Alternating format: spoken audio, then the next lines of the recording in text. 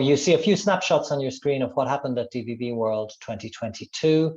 And we had, as the words say there, lots of discussion, debate, there was brainstorming. And really, I think what we saw in the feedback, which I'll come to in a moment, was that there was a lot of very meaningful discussion, meaningful conversations that we hoped, and indeed we'll have a look today to see if that was the case, we hoped would lead to real progress and to real concrete work and actions in the areas that were discussed. Before I go any further, I want to tell you about DVB World 2023, indeed to announce what we are doing for DVB World 2023. Well, the news is that we are going to follow the same format again. We will run it once again as an unconference.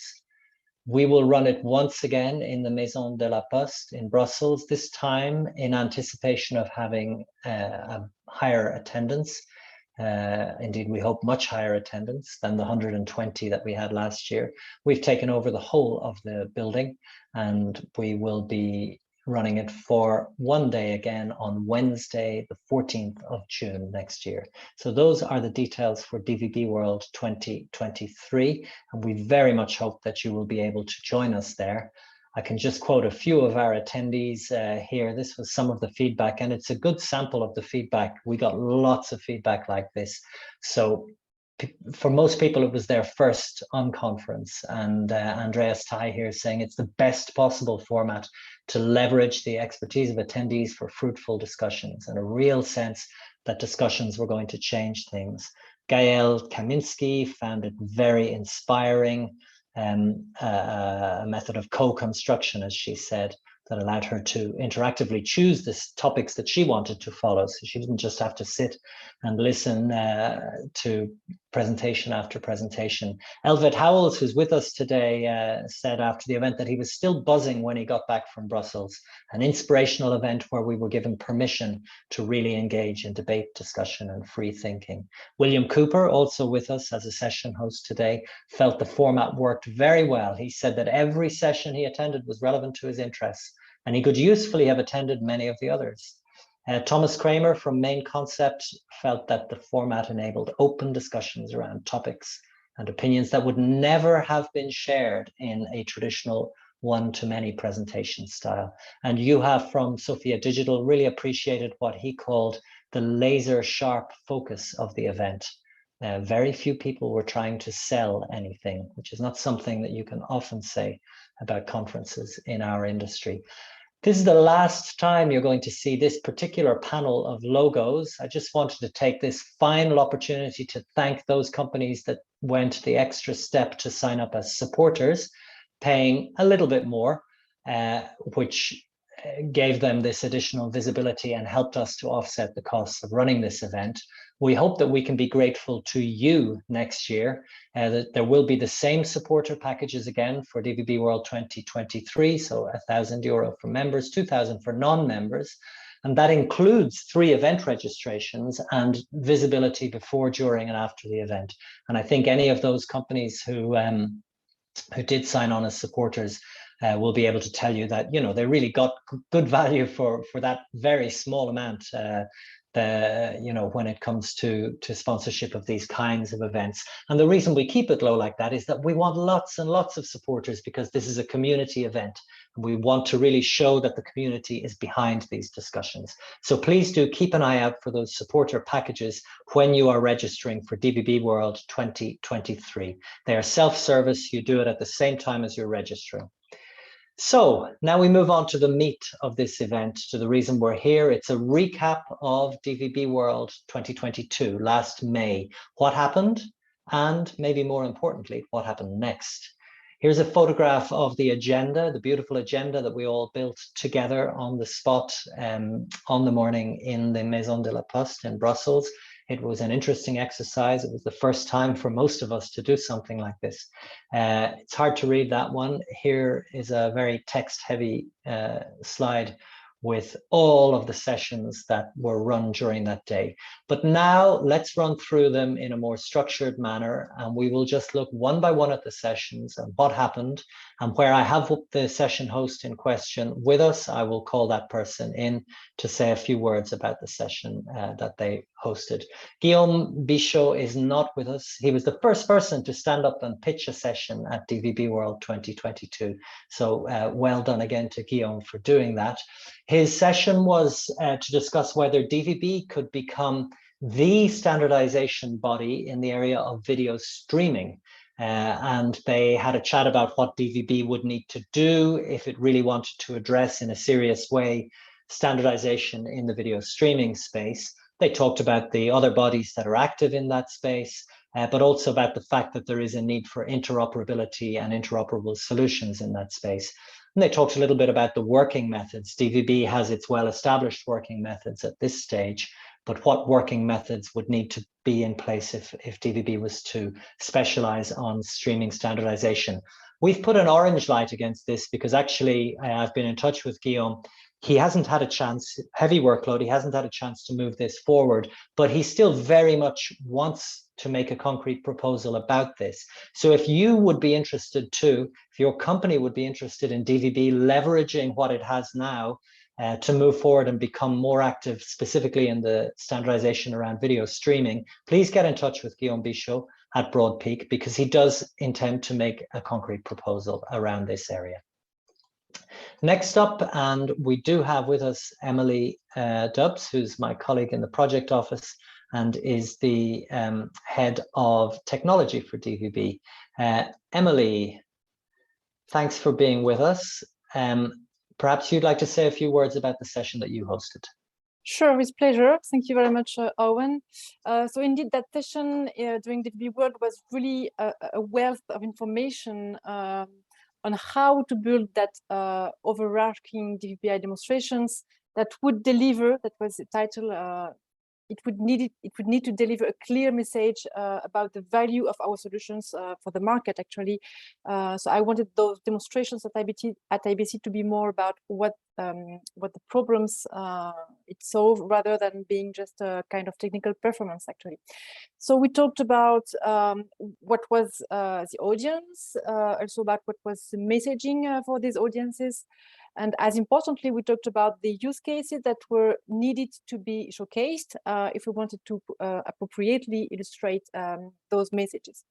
So it was very, very good, good for thought for me to be able to write some requirements that I wanted to include in the call for demo partners for the IBC demonstrations. And we got answers from quite a lot of enthusiastic partners. So you wrote indeed we had 9 partners for the DVBI demonstration, without counting the other partners that were involved in the German pilot, which was another demonstration. But for the whole DVBI demonstrations, we had those 9 partners who I think really managed to implement the proposals that were made during the DVB World session. I mean, the most of the use cases that were discussed could be implemented according to the requirements and that are put then in the call for the demo partners. So in the end, we had a demo which was, I think, a success also. It was an overarching DVBI demonstration alongside a native IP one. And we had some native IP services also integrated in that DVBI demo. So it was really showing that DVBI was bridging several worlds together, and yeah, it really helped. I mean, this session really helped me to put me on a good track to write the good requirements to get that nice demonstration in the end. So great. I'm really looking forward to the next edition for another topic. Thank you very much, Emily. And indeed, it's a good example of some that there was a chance to do some real work actually during the conference, during the unconference itself there. Thanks for being with us, Emily. I'll move on. We don't have Rick from Vinova with us today. Rick was actually really presenting a live demo. The Vinova brought a live demo of LCEVC, which people were able to take a look at throughout the day during the event. And that's something that we will continue at DVB World next year, the possibility of having live demos. So there is a lot of discussion, of course, around the potential application of enhancement and scalability tools in terms of video coding. This work is under an orange light here because it is awaiting ongoing discussions at DVB steering board level around the phase 2 commercial requirements for next generation video coding. So something to keep an eye on, and it will probably come back at DVB World next year. Some good news to report on this next session. We don't have Ralph or Simon with us, both had other commitments today, but this was probably the best, or certainly one of the best attended sessions at DVB World 2022. Lots and lots of interest in this topic of sustainability around service delivery and consumption. And the great news here is that arising, almost directly out of the enthusiasm around that session, DVB has now launched a study mission on energy-aware delivery and consumption. So that study mission is open to anyone who is a DVB member, can find that on Causeway, on the DVB member platform, member.dvb.org. And those who are non-members can contact the project office, contact Emily, and there are possibilities to contribute and get involved in that work, even as non-members, at least on a temporary basis. So that's great news. That session led to a new study mission in DVB that will hopefully lead to some technical work going forward. The next session, I'm going to ask Ken McCann if he would come in and talk to us a little bit about this next session, which was on scalable video coding. Ken, are you there? I am indeed. So scalable video coding options have been included in DVB standards for quite some time, but they've never really had much of an impact on the market. Historically, we looked at scalability tools within a new codec when it was introduced, but we always struggled to find a viable use case. Some use cases made commercial sense, but didn't really work technically, like interlaced SD to HD scalability.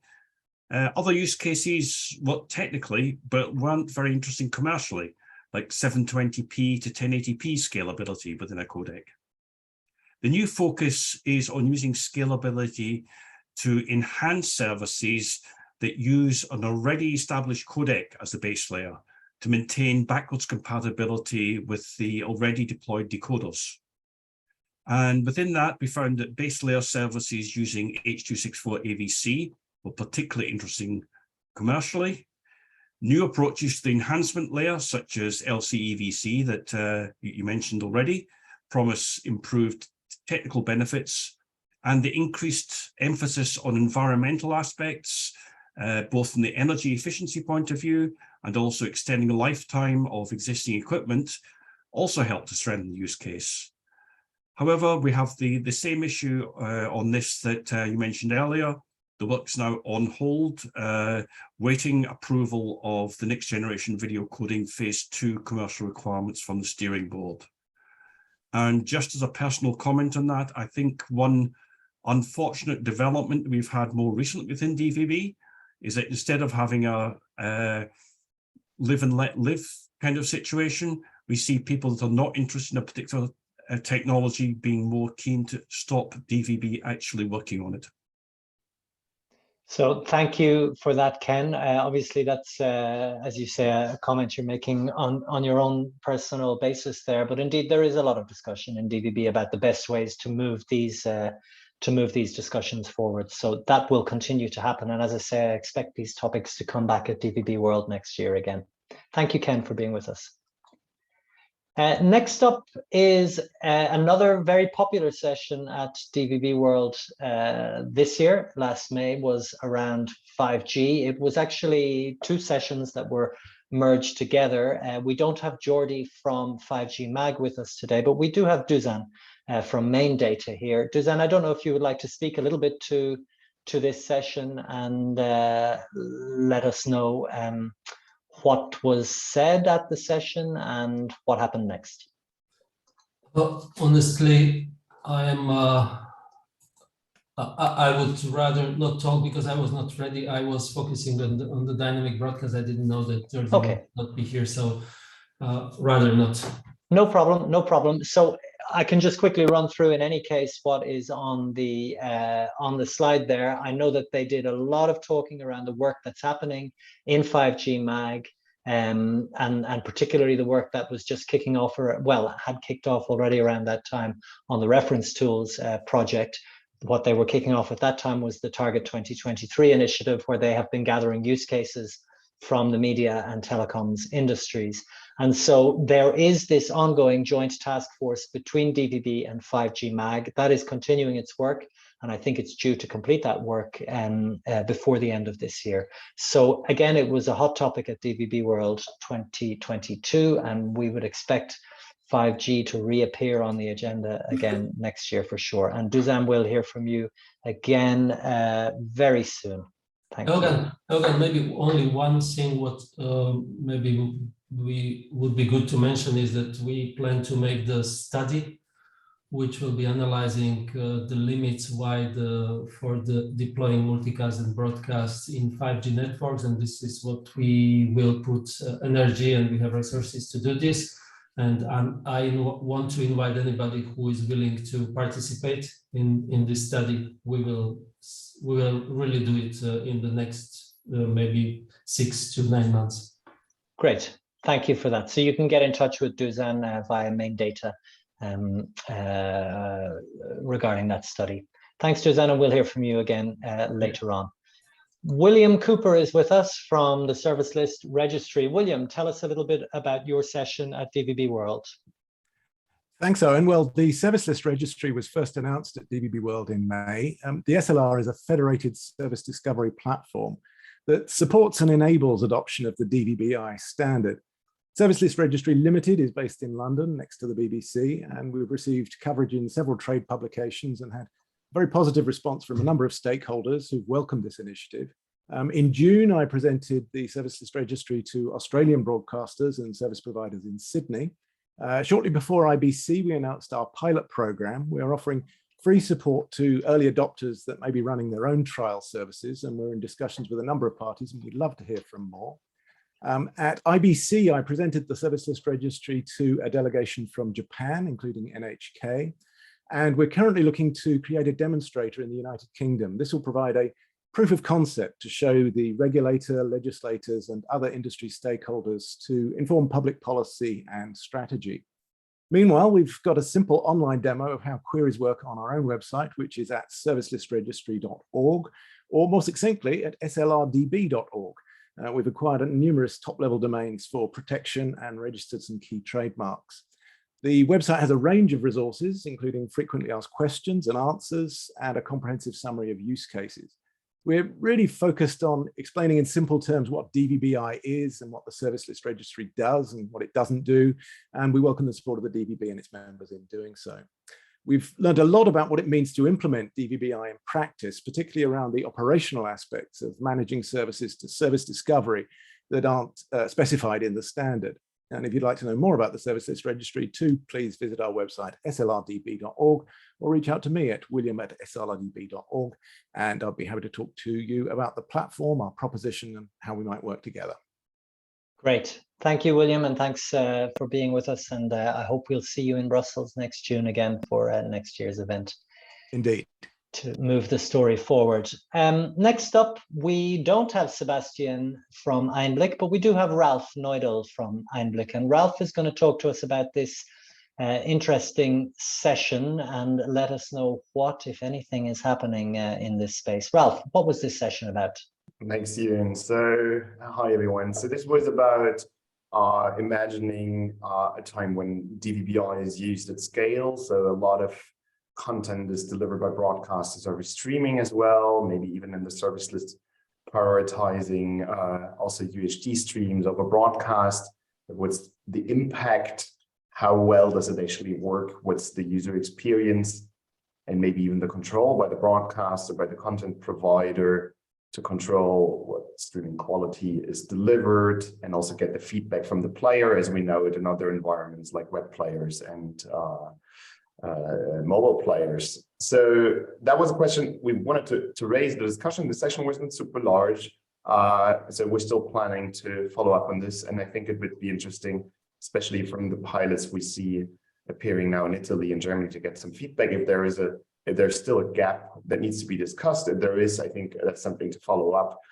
If broadcasters are happy with the solution, that's also fine. So I haven't reached out to Paul yet, so that's still on my list to do.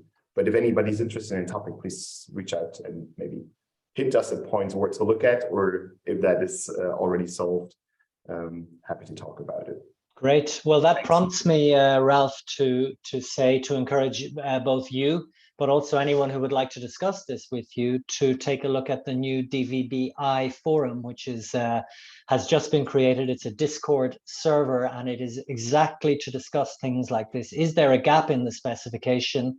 Is there something that could be filled with additions to the spec? Or is it something that the industry and the market should be filling with companies like your own? So I've just dropped the link to that DVBI forum in the chat there, and that's a Discord server. And we only launched that less than a week ago, I think, or about a week ago, and there's already more than 50 people on there, and discussions are starting to take off. So that will be mentioned again. Thanks, Ralph, for joining us this afternoon. Next up is Ranjit from DTG Testing, who had the ambitious target of running a DVBI Plug Fest during DVB World. Ranjit, how did that work out? Thank you so much, Owen. Good morning, good afternoon, or good evening, everyone. So DTG has been actually organizing the Plug Fest since 2014. The idea was to extend this particular area to the DVBI as well. And I think the overall participation at the DVB World was really brilliant. We had got good participation from manufacturers, as well as the application providers, platform operators, and so on. So the whole idea of this particular Plug Fest was to ensure that let's explore a seamless transition to IP while securing a prosperous, interoperable, and future landscape for both national and international players. This particular Plug Fest was open to all the attendees. Now, whether you are a set-top box provider, application developer, or if you are associated with any sort of end-to-end solution, so that you can come and discuss, identify the gaps where the actions and innovations are required, especially in the DVBI specification, so that we can ensure that this DVBI specification is future-proofed and ready to be successfully deployed. This can help the countries to come with the harmonized solutions. And we had a very successful event at DVB World where the discussions were really beneficial for the industry. This was extended at the DTG Ultra HD Plug Fest, which we hosted with German TV platform in June this year, basically. At that time, there were good involvement from various parties. However, because of the unavailability of the devices and not unavailability of the various services and so on, and there were various other problems related to the geo-blocking and so on, we were not able to explore at the DTG and German TV Plug Fest, which happened in June 2022. However, at IBC 2022, we participated with various other stakeholders from various industry, where we actually worked with various vendors as well as industry representatives to bring some sort of more, showcase the demo of DVBI technology to understand, okay, how the DVBI can help in terms of meeting the future requirements. We will be actually hosting a series of similar events at DTG as well as at various other locations for ensuring the successful deployment of DVBI standard to achieve full interoperability for an end-to-end solution. And let's work together for the next generation of digital delivery. So please get in touch with me if you're interested in terms of exploring around the DVBI Plug Fest. We do a lot of Ultra HD Plug Fest. The idea is to extend this particular area to the DVBI technology, because this is another medium of delivery. So whether you're delivering terrestrial satellite IP, but it's just integration of all those technologies. And I think this is one of the technology which is available, which meets all the requirements of the future at this stage. So let's brainstorm together, identify where collaboration and industry relationships are needed in terms of taking this technology to the next standard. So that's pretty much on this one. Thank you for that. Thank you for that, Ranjit. And indeed, I might suggest that the aforementioned DVBI forum could be an interesting place for us to kick off discussions next year as we approach DVB World about what could usefully happen on the day, you know, to get a clearer picture about who can bring along devices and who can give access to streams, so that we can maybe have another run at doing something during DVB World next year as well. So that's something that we can discuss ahead of the event using, as I say, that DVBI forum. So the link is in the chat. Thank you for that, Ranjit. Next up, now I know he is following the event, but I'm not sure if he's able to join us. John Pising, the chair of our technical committee, hosted this session. I see he's unmuted, so I think John is going to say a few words. John, you pitched a session called "What Should DVB Deliver Besides PDF?" And it was an interesting discussion. There were, well, tell us a little bit about it. I think we've had it's a continuing theme, and it's a theme we've built on with the new DVB activities to get every specification accompanied by some form of something, whether it's a test stream, some test code. So I think really we're getting on with it, and I'm about to get cut off, so. Okay, we've lost John there. Don't worry about that. So as John says, this was really to have a discussion about work that's kind of already had been happening and unfolding in DVB over the previous period, which is what we call in DVB V&V, verification and validation. And so there is a whole section on V&V on the DVB website now where people can access streams and get access to various reference tools and access to DVB's GitHub repositories where there is relevant code. Discussions underway as well about looking at making live streams available. And also there's a lot of chat about how DVB can maybe support and even incentivize the involvement of the open source community in a lot of the work that it does. So DVB is already delivering more than PDF and will continue to explore the opportunities to do that. Next up, we had a session on Immersive and 6 degrees of freedom in DVB. Simone is not with us. Oh, I tell a lie. Simone is with us. Hi, Simone. Welcome. Can you hear me? Yes, we can hear you. Go for it. Tell us about this session. Hi everyone. Sorry for being late in joining, but yeah. So this session in truth, it was proposed by myself, but also Ralph from Interdigital joined and kind of contributed to it. So I mean, the session started from the realization that there are now quite a lot of activities in various standards about very much volumetric, immersive, 6 degrees of freedom. There are different ways of calling this type of technology, but effectively going beyond a 2D representation of an image, but capturing the image, you know, in space and also time, of course, and then compressing it and delivering. So this one was focusing mainly on the compression technologies available there, and there were a couple of solutions that were either discussed, like point cloud compression developed in MPEG, MIV, which is MPEG immersive video, which is another format. And there was also some, in fact, there was a demo on Presence, which is a proprietary format at the moment, which is again high spec, kind of Hollywood style video.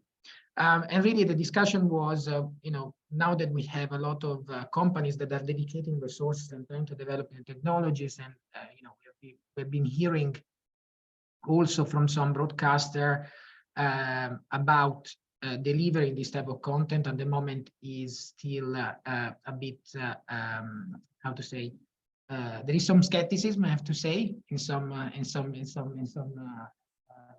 from some broadcaster, but there are definitely broadcasters that are interested in this type of activities.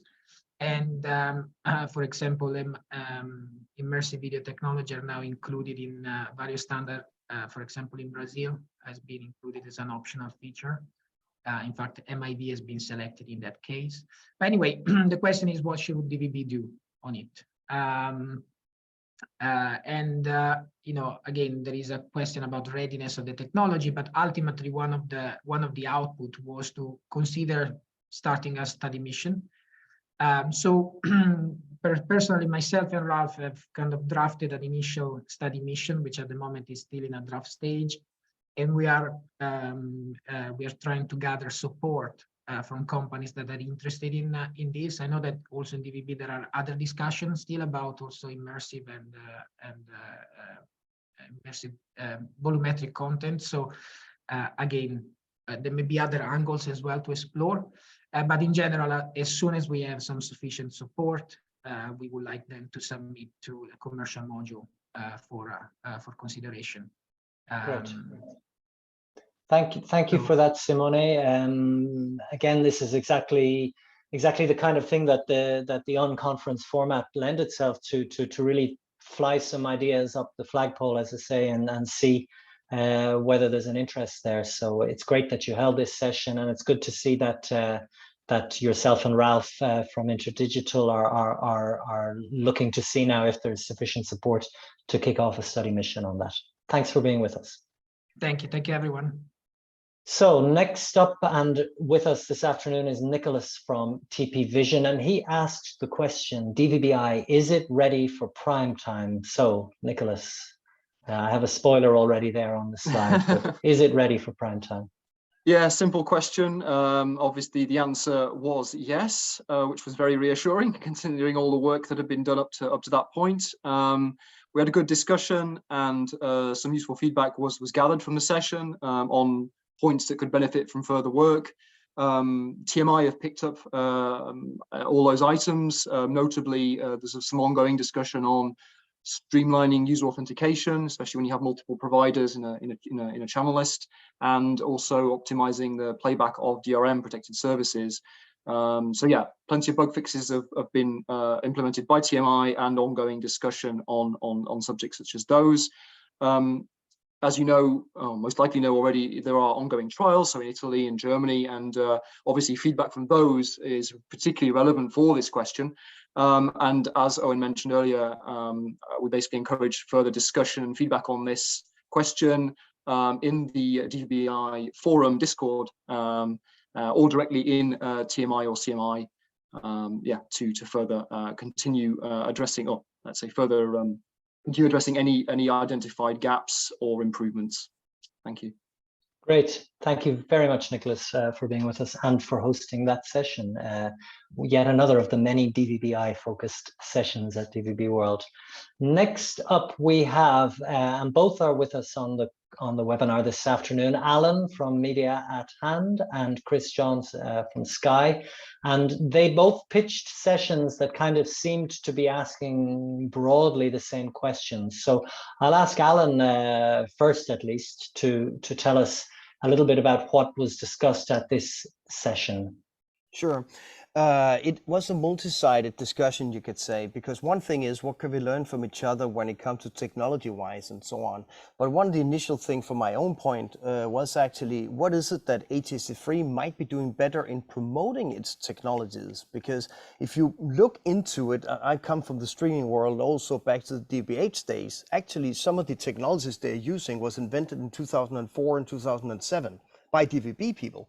So it's kind of like, what is it that they do better? One thing is they're American, so they're very good at selling, but also is it because we are not good at telling what we can do?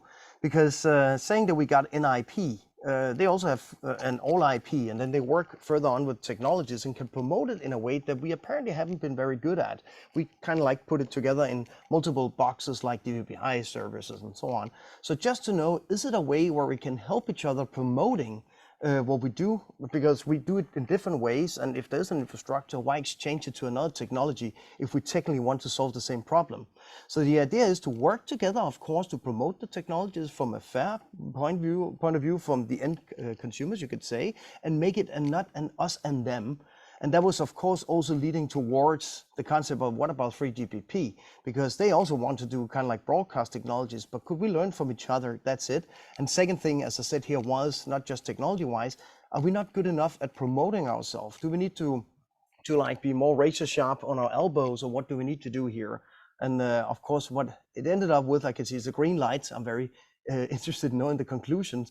I can just tell from our own point of view is that right now in some of the test bed where we are working with technologists, and especially we also added the NIP to our ecosystem of DTT.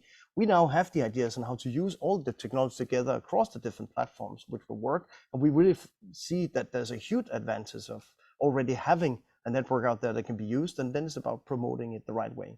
Chris? Alan, you've done an admirable job in explaining everything. I think my pitch was let's not do the same work twice and increase our workload, and look at what ATSC were doing and seeing what we could learn from them. And as Alan noted, they've got the tagline Next Gen TV, which is a bit of a buzzword rather than just saying DVB. So with a marketing perspective, can we do anything within DVB to better market ourselves within the global marketplace? That's what the discussion was presently about. So thank you, Alan. Great. Thank you both for that, Alan and Chris. And I know that our PCM chair, Elva Howells, is on the call. We'll be hearing from him in a little while on another session. But I know that even just yesterday at the steering board meeting, there was discussion on this very question of how we market ourselves in DVB, and about, as it says there, evolving towards a more holistic approach on the marketing. The next session up here is Ralph Eden from UTILSAT, who is with us here. Ralph, do you want to take us a little bit through this session that you proposed around the new still DVB home broadcast specification? Yes, thanks a lot. So this session was a good opportunity to highlight the work which was conducted in the different commercial module and technical module of the home broadcast, and to recall the benefits of the home broadcast specification, what could be the use case, what are still the challenge we need to handle. And also it was good to exchange with the different members of this and participants of this session, how home broadcast is integrated within the DVBI ecosystem, how it could speed up the adoption of DVBI in the household, and how it could be a transition phase to native IP. Also, we have the opportunity to showcase a first demonstration of home broadcast gateway during this session. And what happened next is we were able to showcase a live demonstration of home broadcast on the DVBI corner at DVB at IBC on the DVB roof. We are on the point to finalize the validation and verification phase. And the good news is we are on track to publish the specification to ETSI by June 2023. Great. Thank you for that, Ralph. Thanks for joining us this afternoon. So the next session up was pitched by Raphael Mercuria from Unified Streaming, and he asked, is DVB fast enough, where FAST stands for free ad-supported streaming television? Raphael, do you want to tell us a little bit about this session? Yes, so this was not the only session on this topic in DVB, but there was some discussion basically with different stakeholders on how different specifications and technology what DVB is developing can actually be used to create channels. Actually something that is quite popular at the moment in the streaming industry. You have to think about things like Fubo TV and several others. So the first step that kind of was already underway in DVB was to define ad slot signaling. So there was a commercial requirements, and there was also actually after the DVB World, there was a publication of a part 3 to get the ad slot signaling right in DVB Dash, which was done together with SCT. But then at the meeting, there was more discussion on how to implement the reporting, mainly viewer impression reporting. And the main challenge there is maybe not so much technical, even though there are some technical gaps, but it's more a trust issue and about finding some consensus among the industry on how to achieve this in streaming. So currently, the TM Stream group is still going to continue working on the reporting. And also there was another presentation in Dash Industry Forum on the ad slot signaling to try to get some more input on these topics from other organizations. Another organization that was mentioned was SVTA.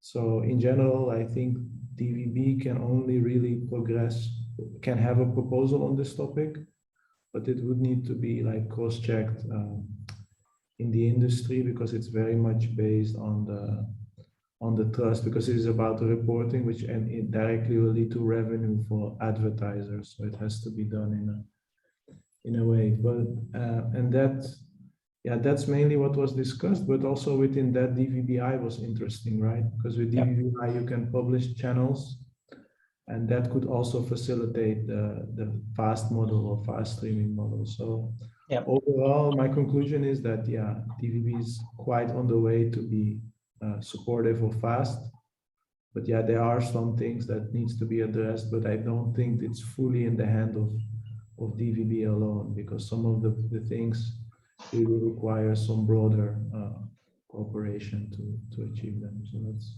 indeed. So people certainly should join you and your work in the TM Stream group. And I will also mention that we are seeking a chair for the TMTA, which is the targeted advertising group within DVB. So if there's any DVB member on the call who might be interested in getting involved there, that would be very welcome as well.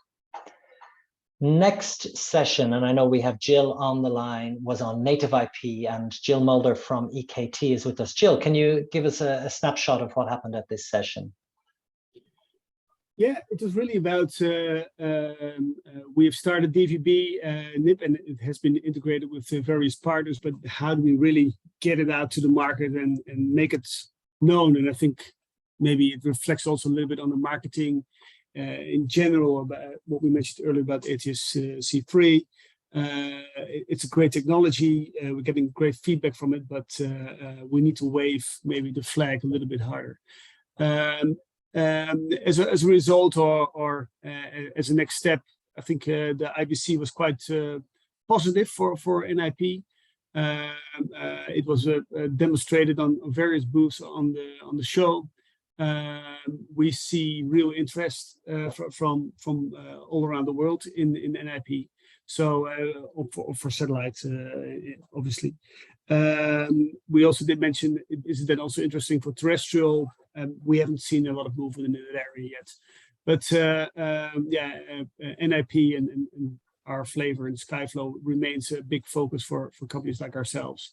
And it would be great to get more industry, I guess, acknowledgement for it. Within DVB, we talk a lot about DVBI, which is very important, but I think the NIP section may need a little bit more attention. Sure. Yeah, and I think it's well, we had the feeling that DVBI is kind of one chapter ahead of NIP in terms of its development in DVB. So I think it will be very interesting to see what kind of sessions around native IP get proposed in June at DVB World 2023. Thanks for being with us, Jill. Next up, Dozan is going to join us once again, but this time it's to talk about dynamic broadcast multicast. Dozan, what was this session about, and what happened next? The session we had was to basically switch from constant coding and modulation on broadcast systems, mainly for satellite, to dynamic, which is basically adapting to the weather conditions, and in result it is improving availability of the signal in the bad weather, and in a good weather, it is adding for free quite a lot of capacity, which can be used for different services, either to increase the quality of audio-video systems, or, for example, to send files to CDNs. So this can be, as we had good comment from Rade Schwartz, the satellite signal is more sensitive to weather, so it is more suitable for satellite as to terrestrial network, and the granularity cannot be based on SFN cell, but it can be only as countrywide, basically, because you cannot change the multiplex content by per SFN cell. And then I was, based on your recommendation, I was talking to MABR group, to Broadpeak, to Mr. To Guillaume and Richard. Yeah, yes, exactly. We didn't succeed to get to be in the same time with the DVB NIP group, which also was recommended to talk to. But let's say with MABR, we have came to conclusion that MABR is supporting this dynamic broadcast, and so there is no need to enhance the standard, but maybe some implementation guidelines would be successful to work out. So we agree that I will do some drawing on and send it back to the group and discuss it later on. So it could be easily, it's in case the MABR is sending few profiles, it can decide whether we will switch off, switch on some streams and so on. So it is excellent. It makes sense, but it has to be detailed in the more better. And then, of course, I would like to talk to an IP group whether it makes some overlap, but it is of course deployable for NIP as well as for MPEG-based systems. Good. Thank you, Dozan. Thank you for being with us, and thank you for proposing that session. I'm going to move along because we want to get all of these done before the top of the hour. Jan Felix from Reg Technologies is with us. Jan, tell us about this session on dynamic ad insertion, targeted advertising. Right. Hello, everyone. I think my stance will somehow complement the stance of Raphael, but from the practice of the industry. So apparently, dynamic ad insertion is the hot topic, and we can observe it in terms of the deployments, two of which you have quoted on the right-hand side of the slide, which is MediaSet and FinCons and TVN in Poland. But also you can observe it by the RFPs, which are now on the market from all the major stakeholders in this industry, so major broadcasters or operators from both of these sides. And what we can observe is that there is no single reference to DVB-TA standard as the reference technology. On the contrary, there are either custom solutions, like in the case of TVN, HBB solution by Nautilus, or there is some references to DVB TA standardization, but not demanding, rather pointing to it as a reference point. And on the other hand side, there are cases like MediaSet and FinCons, so which are employing or which have employed DVB TA. So it shows that there's a great fragmentation ongoing along this huge demand for this type of deployments, which is now on the market. And somehow the standardization from DVB is getting to the message, getting with the message to the market, but not strong enough to really be like the mainstream of the deployments. And this is the reason for the yellow. Yeah, good. Jan, thank you for this update. It's a live topic. We'll continue to discuss it. Let's move on. Thanks for being brief there. Simon Parnell is not with us, but Elva, you might want to say a few words as chair of, well, I'll let you say it yourself, Elva. Yes, this is a big green light. So this was on object-based media, object-based broadcasting. We started a study mission on this in DVB. It's very well attended. We had up to 21 different organizations joining. It's a really interesting group. We've had presentations from externally, from external companies. So we welcome companies, whether they are DVB members or not, to join that work. We are discussing the three axes of object-based media, which is layering media on top of each other, having branching narratives, and having associated pieces of media with your main program. So EPG entries, bumpers, trailers, etc. Work is going well. We're hoping to have a report that comes out in the early next year. So a big green light, and thank you to DVB World for helping us to kick this off. And please join us in that group. It's CM, SM, OBM. That's the letters that we use for that in DVB. Thank you. Thanks, Elva. I've dropped a link to that in the chat box there for DVB members to access. Next up, Chris Johns. I guess we'll say a few words again on this session. Chris, this session was on where we stand in terms of the transition to UHD. Yes, and this was quite a lively discussion for the duration we had at DVB World, and a great input from lots and lots of people. And the idea was just to ask, have we reached saturation? Is UHD where it is at the moment, the peak of our viewing experience, or do we need to look further? What are we going to do within the next 5 to 10 years? The general feel was we're probably in a good enough position as we stand at the moment, but there was still open debate around the needs for things like high frame rate and 8K, obviously, which is a bit of a buzzword at the moment. But the uptake of UHD isn't happening quite as quickly as it did in the HD transformation. So we have to kind of take account of what's happening in the real commercial world to see what value we can actually add as we move forward.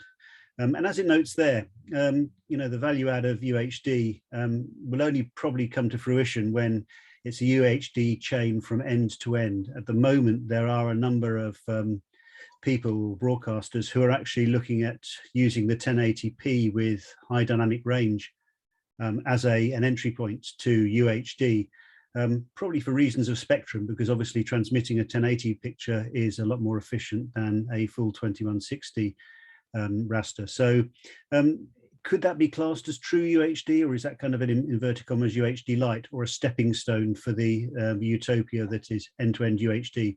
So lots of factors we need to take into account, and we discussed. It's kind of how do we educate the user as to how they get the best picture, the types of content and the platform, and overall kind of how can we deliver a richer experience to our communities as a whole. So the green light is we're moving forward, further discussions, but we do need to work out what the timeline is for future technologies, and that's why we've got the timeline for a 10-year program here.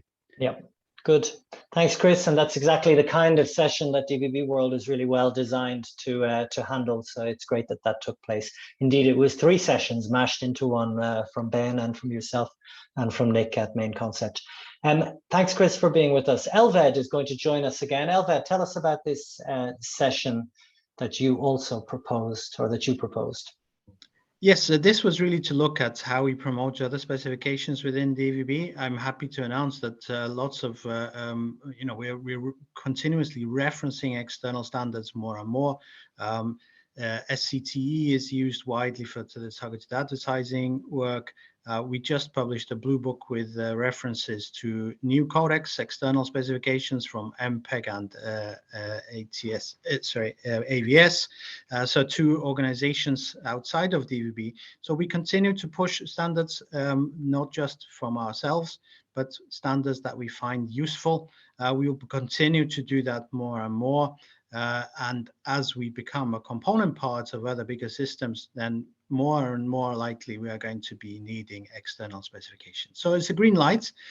We may do more on this, but we continue to do good work in this area. Thank you.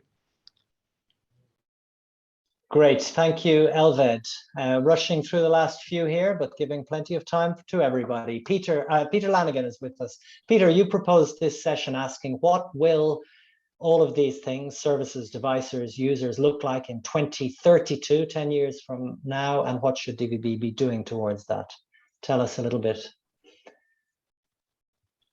So this was a very wide-ranging and very well-attended session that is impossible to sum up in 2 minutes, I think, but I'll do my best.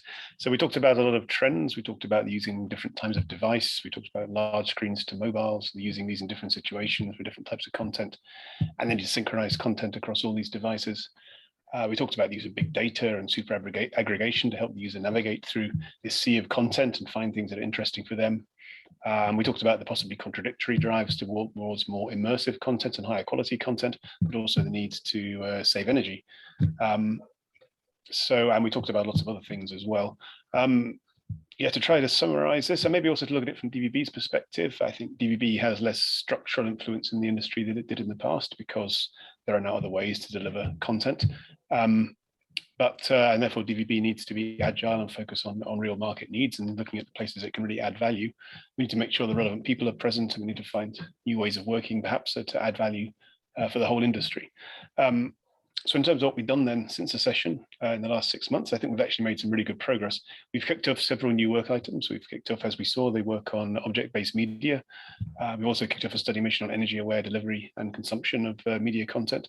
And we have a couple of possible new work items kind of bubbling around at the moment on ultra-low latency interactive services and on more dynamic hybrid broadcast IP services. So if you're interested in these, please do get involved. And we've also started the DVBI forum, which I think is been mentioned already, and this is a really interesting new way to open up the work on DVBI to the whole industry, not just to DVB members. So altogether, this was a really productive session, and yeah, it might be interesting to report back on where we've got with this at the next DVB World. Thanks.